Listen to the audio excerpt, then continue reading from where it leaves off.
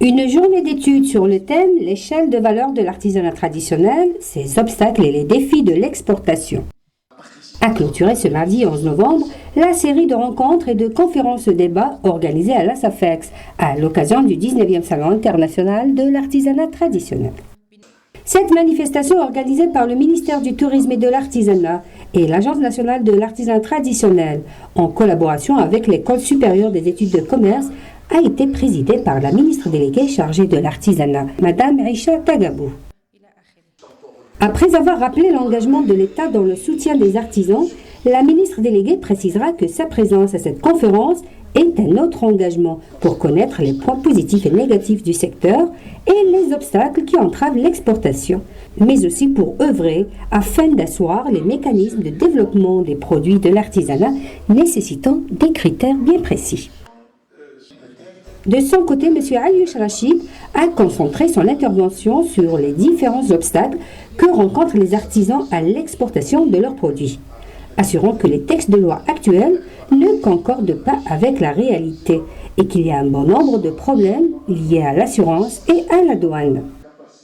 Cela sans parler de l'inexistence d'une culture d'exportation et d'une formation spécialisée, mais aussi du manque de moyens pour participer aux salons internationaux.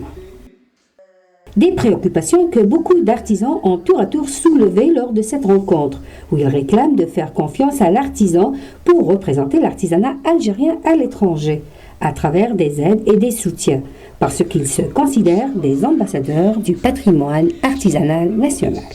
Il faut regarder cette manifestation, cette journée d'études, dans son cadre global. En fait, les artisans et le secteur de l'artisanat, en fait, c'est un secteur très important pour l'économie nationale. C'est un des gros pourvoyeurs en matière de PIB pour le pays. Également, c'est un secteur qui emploie pratiquement le plus, n'est-ce pas, de personnes. Et malheureusement, il ne jouit pas de l'encadrement en matière de n'est-ce pas, formation, en matière d'outils, pour pouvoir aller vers, n'est-ce pas, une production qui soit efficace et éventuellement une exportation, aller vers l'exportation. Donc en fait, l'artisan qui a un talent, qui a quelque chose à faire valoir dans la société, doit être accompagné comme ça se fait dans tous les pays du monde. Et pour pouvoir accéder utilement donc, à l'efficacité dans ces produits, à pouvoir avoir du revenu grâce à son travail, il doit intégrer nécessairement tous les outils de gestion, de management, de marketing. Il doit donc avoir les outils nécessaires pour pouvoir avoir une place sur le marché. La journée d'études se termine par l'élaboration d'une série de recommandations en faveur du développement de l'artisanat. Et des demandes précises ont été formulées pour lever les obstacles qui entravent les opérations d'exportation, en revoyant notamment le système d'exportation des produits de l'artisanat à l'étranger.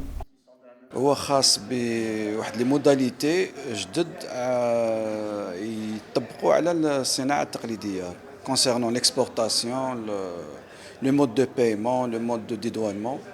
Bon, ce que j'ai remarqué, le nombre des artisans قليل بزاف. علاش؟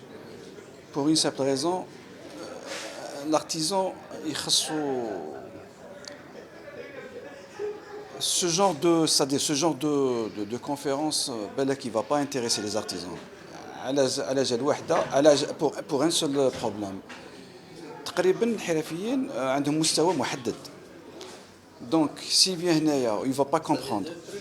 Il va pas comprendre زعما شرح صاري في هذه la conférence, ça l'intéresse pas. Donc c'est le ميدان تاعو, c'est ce qu'on appelle l'atelier ou la boutique تاعو.